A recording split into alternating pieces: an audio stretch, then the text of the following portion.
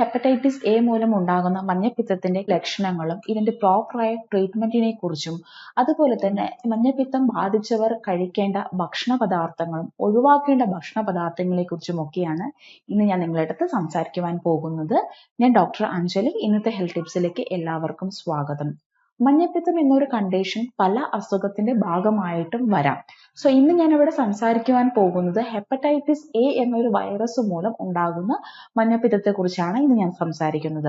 മഞ്ഞപ്പിത്തം ഉണ്ടാക്കുന്ന മറ്റു പല അസുഖങ്ങളൊക്കെയാണ് ഹെപ്പറ്റൈറ്റിസ് ബി, അതുപോലെ തന്നെ ഹെപ്പറ്റൈറ്റിസ് ഇ, ഒബ്സ്ട്രക്റ്റീവ് ഹെപ്പറ്റൈറ്റിസ്, അതുപോലെ തന്നെ ഹിമോലൈറ്റിക് ഹെപ്പറ്റൈറ്റിസ്, മറ്റ് ലിവർ ഇൻഫെക്ഷൻസ്, സിറോസിസ്, ഇങ്ങനത്തെ പല കണ്ടീഷൻസ് മൂലവും നമുക്ക് ഈ ഒരു മഞ്ഞപ്പിത്തത്തിന്റെ ലക്ഷണങ്ങൾ നമുക്ക് വരുവാനുള്ള ചാൻസസ് ഉണ്ട്. ഹെപ്പറ്റൈറ്റിസ് എ വൈറസ് മൂലം ഉണ്ടാകുന്ന മഞ്ഞപ്പിത്തത്തിന്റെ ലക്ഷണങ്ങൾ എന്തൊക്കെയാണ് എന്ന് നമുക്ക് നോക്കാം. ഈ ഒരു വൈറസ് നമ്മുടെ ശരീരത്ത് കയറിയതിനു ശേഷം ഒരു കുറച്ചു ദിവസത്തിന് ശേഷമായിരിക്കും നമുക്ക് ലക്ഷണങ്ങൾ നമ്മുടെ ശരീരം പുറപ്പെടുവിക്കുന്നത്. ഫസ്റ്റ് തന്നെ ഒരു പനിയും ക്ഷീണവും തലകറക്കവും തലവേദനയും ഒക്കെ ആയിരിക്കും നമുക്ക് അനുഭവപ്പെടുക. അതിനുശേഷം പിന്നീട് രോഗം മൂർച്ഛിക്കുന്നതിനനുസരിച്ച് സിംറ്റംസ് പതിയെ നമുക്ക് കണ്ടുവരും. പ്രധാനമായിട്ടുള്ള ഒരു ലക്ഷണം എന്ന് പറയുന്നത് നമ്മുടെ തൊലിയിലും കണ്ണിന്റെ വെള്ള ഭാഗത്തും നഖങ്ങളിലുമൊക്കെ മഞ്ഞ നിറം കാണുക എന്നുള്ളതാണ്. അതിനോടൊപ്പം തന്നെ അമിതമായിട്ടുള്ള ക്ഷീണവും ഓക്കാനവും ഛർദിലും ഒക്കെ ഇതിൽ കാണാവുന്നതാണ്. വിശപ്പില്ലായ്മയും ഭക്ഷണത്തോടുള്ള വിരക്തിയും ഈ ഒരു മഞ്ഞപ്പിത്തത്തിന്റെ പ്രധാന ലക്ഷണങ്ങളാണ്. മൂത്രത്തിന്റെ കളറ് നല്ല മഞ്ഞയാവുക അല്ലെങ്കിൽ ചുമന്ന നിറത്തിലോ നമുക്ക് വരാം. മലത്തിനൊരു പെയിൽ കളർ അഥവാ ഒരു വെള്ള നിറത്തിലായിരിക്കും മലം കണ്ടുവരുന്നത്. അമിതമായിട്ട് നമുക്ക് ഈ ഒരു ബിലിറുബിന്റെ അളവൊക്കെ കൂടുന്ന സമയത്ത് നമുക്ക് ശരീരത്ത് നമുക്ക് ചിലപ്പോൾ ചൊറിച്ചിലും അനുഭവപ്പെട്ടേക്കാം. ഹെപ്പറ്റൈറ്റിസ് എ വൈറസ് മൂലമാണ് ഈ ഒരു മഞ്ഞപ്പിത്തം നമുക്ക് ബാധിച്ചതെന്ന് അറിയാൻ വേണ്ടിയിട്ട് പല ബ്ലഡ് ടെസ്റ്റിലൂടെ നമുക്ക് സാധിക്കുന്നതാണ്. HAV എന്ന ഒരു ബ്ലഡ് ടെസ്റ്റിലൂടെ നമുക്ക്, അതായത് ഹെപ്പറ്റൈറ്റിസ് എ വൈറസിന്റെ ബ്ലഡ് ടെസ്റ്റിലൂടെ നമുക്ക് ഇതൊരു ഹെപ്പറ്റൈറ്റിസ് എ വൈറസ് മൂലമാണോ എന്ന് നമുക്ക് കണ്ടെത്താവുന്നതാണ്. മഞ്ഞപ്പിത്തം കൂടുന്നതിനനുസരിച്ച് നമുക്ക് നമ്മുടെ ബിലിറുബിന്റെ ലെവലും അതുപോലെ തന്നെ SGPT, SGOT യുടെ ലെവൽ വളരെയധികം കൂടുതലായിരിക്കും. നോർമൽ ബിലിറുബിൻ ലെവൽ എന്ന് പറയുന്നത് 1 mg/dL ആണ്. SGOTയും SGPTയും നമുക്കൊരു 30 to 45 ആ ഒരു റേഞ്ചിൽ നമുക്ക് ഇരിക്കുവാണെങ്കിൽ നോർമൽ ആണെന്ന് പറയാം. പക്ഷെ മഞ്ഞപ്പിത്തം ബാധിച്ചവരിൽ ഇത് വളരെയധികം ഹൈ ആയിരിക്കും. SGOT, SGPT ഒക്കെ നമുക്ക് ചിലപ്പം 100ഉം 200ഉം ചിലപ്പം 1000, 2000 ഒക്കെ ആയേക്കാം. പക്ഷെ ഇതുകൊണ്ട് ആരും പേടിക്കേണ്ട ആവശ്യമില്ല. നമ്മൾ പ്രോപ്പർ ആയിട്ടൊരു ട്രീറ്റ്മെന്റ് പ്ലാനിലൂടെ കടന്നു പോവുകയും പ്രോപ്പർ ആയിട്ടുള്ള റെസ്റ്റിലൂടെയും നമുക്ക് ഇത് പതിയെ കുറഞ്ഞു വരുന്നതായിരിക്കും. ഇത്രയും അധികമാകുന്നതുകൊണ്ട് വളരെയധികം പാനിക് ആവേണ്ട ഒരു കാര്യവുമില്ല. ഈ ഒരു മഞ്ഞപ്പിത്തം വരുവാനുള്ള പ്രധാന കാരണങ്ങൾ എന്ന് പറയുന്നത്, ഒന്ന് നമുക്ക് വൃത്തിഹീനമായിട്ടുള്ള ഏരിയയിൽ നമ്മൾ താമസിക്കുന്നത് മൂലം ഈ ഒരു വൈറസ് നമുക്ക് മലിനജലത്തിലൂടെയാണ് നമുക്ക് വരുന്നത്. അതുപോലെ തന്നെ നമുക്ക് പൊതുസ്ഥലങ്ങളിലൊക്കെ മലമൂത്ര വിസർജനം നടക്കുകയും അതുവഴിയൊക്കെ നമുക്ക് അത് വെള്ളത്തിൽ ലയിക്കുകയും ആ വെള്ളവുമായിട്ട് നമ്മൾ കോണ്ടാക്ട് വരുന്ന സമയത്തോ അല്ലെങ്കിൽ അത് നമ്മൾ കുടിക്കുന്ന വെള്ളത്തിലൊക്കെ ആകുന്ന സമയത്തൊക്കെ ആയിരിക്കും നമുക്ക് ഈ ഒരു വൈറസ് നമുക്ക് വരുന്നത്.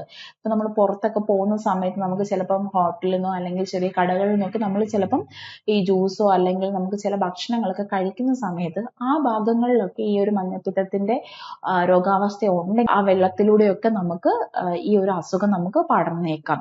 ഹോസ്പിറ്റലിലൊക്കെ പോകുന്ന സമയത്ത് ഈ മഞ്ഞപ്പിത്തം ബാധിച്ച രോഗിയുമായിട്ട് നമ്മൾ ഇടപെടുന്ന സമയത്തോ ഒക്കെ വേണമെങ്കിൽ നമുക്ക് ഈ ഒരു അസുഖം ബാധിച്ചേക്കാം. ഈ അസുഖം വന്നു കഴിഞ്ഞാൽ നമുക്ക് നോക്കേണ്ട കാര്യങ്ങൾ എന്ന് പറയുന്നത്, ഫസ്റ്റ് തന്നെ നമുക്ക് ഇത് ലിവറിനെ ബാധിക്കുന്ന ഒരു അസുഖമാണ്. സോ അതുകൊണ്ട് തന്നെ നമുക്ക് ലിവറിന് ഒരു പ്രോപ്പർ ആയിട്ടുള്ള റെസ്റ്റ് കൊടുക്കുക എന്നുള്ളത് വളരെയധികം ഇമ്പോർട്ടന്റ് ആണ്. സോ നമ്മൾക്കൊരു ഓൾമോസ്റ്റ് ഈ ഒരു അസുഖം മാറാൻ നമുക്കൊരു 15 മുതൽ 1 മാസം വരെ നമുക്ക് സമയം എടുക്കുന്നതാണ്. ചിലർക്ക് അതിൽ കൂടുതൽ സമയം എടുത്തേക്കാം. എന്നാലും ആ ഒരു സമയത്ത് പ്രോപ്പർ ആയിട്ടുള്ള റെസ്റ്റ് നമുക്ക് ആവശ്യമാണ്. അതുപോലെ തന്നെ നമ്മുടെ ഭക്ഷണ കാര്യത്തിൽ വളരെ കെയർഫുൾ ആയിട്ട് നമ്മൾ ശ്രദ്ധിക്കേണ്ടതാണ്. ഭക്ഷണത്തിൽ നമുക്കറിയാം നമ്മുടെ ലിവർ നമ്മുടെ പ്രോട്ടീനെയും ഫാറ്റിനെയും ഒക്കെ നമുക്ക് ദഹിപ്പിക്കാൻ ലിവറിന്റെ സഹായം നമുക്ക് ആവശ്യമാണ്. ലിവറിനൊരു ഈ ഒരു ഇൻഫെക്ഷൻ വന്നിരിക്കുന്ന സമയത്ത് കൂടുതലായിട്ടുള്ള ഈ ഫാറ്റും പ്രോട്ടീനും ഒക്കെ നമ്മൾ കൊടുത്തിട്ടുണ്ടെങ്കിൽ ലിവറിന് പ്രോപ്പറായിട്ട് ഡൈജസ്റ്റ് ചെയ്യാൻ സാധിക്കുകയുമില്ല. ഇപ്പൊ നമ്മൾ കഴിക്കുന്ന സമയത്ത് ലിവർ ഡൈജസ്റ്റ് ചെയ്യാൻ ശ്രമിക്കുന്ന സമയത്ത് നമുക്ക് കൂടുതൽ ലിവറിന് നമ്മൾ സ്ട്രെയിൻ കൊടുക്കുകയാണ്. അതുകൊണ്ട് തന്നെയാണ് നമ്മൾ ഈ ഒരു മഞ്ഞപ്പിത്തം ബാധിക്കുന്ന സമയത്ത് കൂടുതൽ ഫാറ്റ് അടങ്ങിയതും കൂടുതൽ നോൺ വെജുകളും അതുപോലെ തന്നെ എണ്ണയിൽ പൊരിച്ചതും എണ്ണ അടങ്ങിയ പദാർത്ഥങ്ങളും നമ്മൾ ഒഴിവാക്കാൻ നമ്മൾ പറയുന്നത്. കൂടുതലായിട്ട് നമ്മൾ റെഡ് മീറ്റും അതുപോലെ തന്നെ നമുക്ക് എണ്ണയിൽ വറുത്ത് പൊരിച്ച സാധനങ്ങൾ, അങ്ങനത്തെ ഉള്ളതെല്ലാം നമ്മൾ ഈ ഒരു സമയത്ത് നമ്മൾ ഒഴിവാക്കേണ്ടതാണ്. നമുക്ക് ചിക്കൻ വേണമെങ്കിൽ കറിയായിട്ട് നമുക്ക് യൂസ് ചെയ്യാം, ലീൻ മീറ്റ്സ് ഒക്കെ നമുക്ക് യൂസ് ചെയ്യാവുന്നതാണ്. ചെറിയ മീനുകൾ നമുക്ക് കറിയായിട്ട് അധികം എരിവില്ലാതെ നമുക്ക് അത് യൂസ് ചെയ്യാവുന്നതാണ്.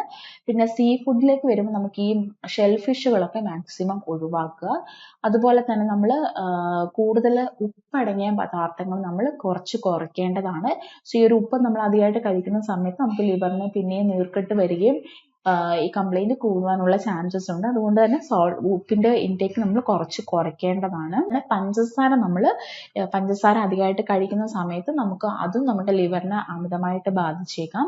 അതുകൊണ്ട് തന്നെ പഞ്ചസാര നമ്മൾ ഈ ഒരു സമയത്ത് പൂർണ്ണമായിട്ടും നമ്മൾ റെഡ്യൂസ് ചെയ്യേണ്ടതാണ്. ഫ്രഷ് ആയിട്ടുള്ള വെജിറ്റബിൾസും ഫ്രൂട്ട്സും നമുക്ക് കഴിക്കാം. ഫ്രൂട്ട് ജ്യൂസസുകൾ നമ്മൾ അവോയ്ഡ് ചെയ്യേണ്ടതാണ്. വെള്ളം ധാരാളമായിട്ട് കുടിക്കുവാൻ എല്ലാവരും പ്രത്യേകം ശ്രദ്ധിക്കുക. കരിക്കിന്റെ വെള്ളമൊക്കെ നമുക്ക് കുടിക്കാവുന്നതാണ്. വേഗം ദഹിക്കുന്ന ഭക്ഷണങ്ങൾ മാക്സിമം ആയിട്ട് നമ്മൾ യൂസ് ചെയ്യുക. മദ്യപാന ശീലമുള്ളവരാണെങ്കിൽ ഈ ഒരു സമയത്ത് ഇത് പൂർണ്ണമായിട്ടും നമ്മൾ അവോയ്ഡ് ചെയ്യേണ്ടതാണ്. മദ്യപിക്കുന്ന സമയത്ത് നമുക്കത് ലിവറിന് സ്ട്രെസ് വരികയും നമുക്ക് ഈ ഒരു കണ്ടീഷൻ മറ്റു കോംപ്ലിക്കേഷൻസിലേക്കൊക്കെ പോകാനുള്ള ചാൻസസ് ഉണ്ട്. ഈ ഒരു സമയത്ത് നമുക്കൊരു ഡോക്ടറുടെ നിർദ്ദേശപ്രകാരം ഇല്ലാതെ നമ്മൾ മറ്റു പെയിൻ കില്ലേഴ്സോ ഒന്നും നമുക്ക് എടുക്കാൻ പാടുള്ളതല്ല. കാരണം നമ്മുടെ ലിവറാണ് നമുക്ക് കൂടുതൽ നമ്മുടെ എന്ത് മെഡിസിൻസ് കഴിച്ചാലും എല്ലാം നമുക്ക് പ്രോപ്പറായിട്ട് പ്യൂരിഫൈ ചെയ്യാൻ വേണ്ടി നമ്മൾ ലിവറിന്റെ ഒരു സഹായം നമുക്ക് ആവശ്യമാണ്. അതുകൊണ്ട് ഡോക്ടറുടെ നിർദ്ദേശപ്രകാരം മാത്രമായിട്ടുള്ള പ്രോപ്പർ ആയിട്ടുള്ള ട്രീറ്റ്മെന്റ് പ്ലാനിങ് നമ്മൾ എടുക്കുവാൻ പാടുള്ളൂ. നമ്മുടെ പരിസരത്തും അതുപോലെ തന്നെ നമ്മുടെ ഫാമിലിയിലും ഇങ്ങനത്തെ ഒരു കണ്ടീഷൻസ് ഉണ്ടെങ്കിൽ നമ്മൾ തീർച്ചയായിട്ടും ചില മുൻകരുതലുകൾ എടുക്കേണ്ടതാണ്. നമ്മുടെ വീടും പരിസരവും പ്രോപ്പറായിട്ട് വൃത്തിയായിട്ട് നമ്മൾ സൂക്ഷിക്കേണ്ടതാണ്. കിണർ നമ്മൾ ഇടവേളകൾ നമ്മൾ ക്ലോറിനേഷൻ ചെയ്യാൻ എപ്പോഴും ശ്രദ്ധിക്കേണ്ടതാണ്. സെപ്റ്റിക് ടാങ്കും കിണറും ഒരു നിശ്ചിത അകലം ഉള്ളത് തീർച്ചയായിട്ടും പാലിക്കേണ്ടതാണ്. മലിനജലം കെട്ടിക്കിടക്കാതെ പ്രത്യേകം ശ്രദ്ധിക്കേണ്ടതാണ്. അതുപോലെ തന്നെ നമ്മൾ പുറത്തൊക്കെ പോകുന്ന സമയത്ത് മാക്സിമം തിളപ്പിച്ചാറിയ വെള്ളം തന്നെ നമ്മൾ യൂസ് ചെയ്യുക. ഈ ഒരു മഞ്ഞപ്പിത്തം പടരുന്ന സമയങ്ങളിലൊക്കെ ആണെങ്കിൽ അങ്ങനെ നമ്മൾ ശ്രദ്ധിക്കേണ്ടതാണ്. വെള്ളം തിളപ്പിക്കുമ്പോൾ നല്ല രീതിയിൽ ഒരു 1-2 മിനിറ്റ് വെള്ളം തിളയ്ക്കുന്നത് വരെ വെയിറ്റ് ചെയ്ത് അത് തണുത്തതിന് ശേഷം മാത്രം നമ്മൾ കുടിക്കേണ്ടതാണ്. അതിലേക്ക് വേറെ തണുത്ത വെള്ളം നമ്മൾ ആഡ് ചെയ്യാൻ പാടുള്ളതല്ല. പഴങ്ങളും പച്ചക്കറികളും യൂസ് ചെയ്യുന്ന സമയത്ത് നന്നായി കഴുകി ഒന്നെങ്കിൽ ഉപ്പിലോ അല്ലെങ്കിൽ വിനാഗിരിയിലോ ഒക്കെ ഇട്ടിട്ട് നല്ല പ്രോപ്പറായിട്ട് കഴുകിയതിനു ശേഷം മാത്രം നമ്മൾ യൂസ് ചെയ്യുക. ഭക്ഷണം പാകം ചെയ്തതിനു ശേഷം എല്ലാം അടച്ചു വെക്കുവാൻ പ്രത്യേകം ശ്രദ്ധിക്കേണ്ടതാണ്.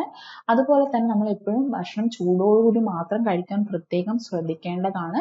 മഞ്ഞപ്പിത്തം ബാധിച്ച രോഗികൾ നമ്മുടെ വീട്ടിൽ ഉണ്ടെങ്കിൽ അവർക്ക് സെപ്പറേറ്റ് ആയിട്ടുള്ള പ്ലേറ്റും വസ്ത്രങ്ങളും ഒക്കെ നമ്മൾ പ്രത്യേകം കരുതേണ്ടതാണ്. അവരുമായിട്ട് കോണ്ടാക്ട് നമ്മൾ മാക്സിമം നമ്മൾ കുറയ്ക്കേണ്ടതാണ്. അവർക്ക് ഭക്ഷണമൊക്കെ കൊടുത്തതിന് ശേഷം നന്നായിട്ട് കൈ നല്ല വൃത്തിയായിട്ട് സോപ്പിട്ടൊക്കെ കഴുകാൻ പ്രത്യേകം ശ്രദ്ധിക്കുക. അവർ സെപ്പറേറ്റ് ആയിട്ടുള്ള റൂമിൽ അവരെ ഇടുക.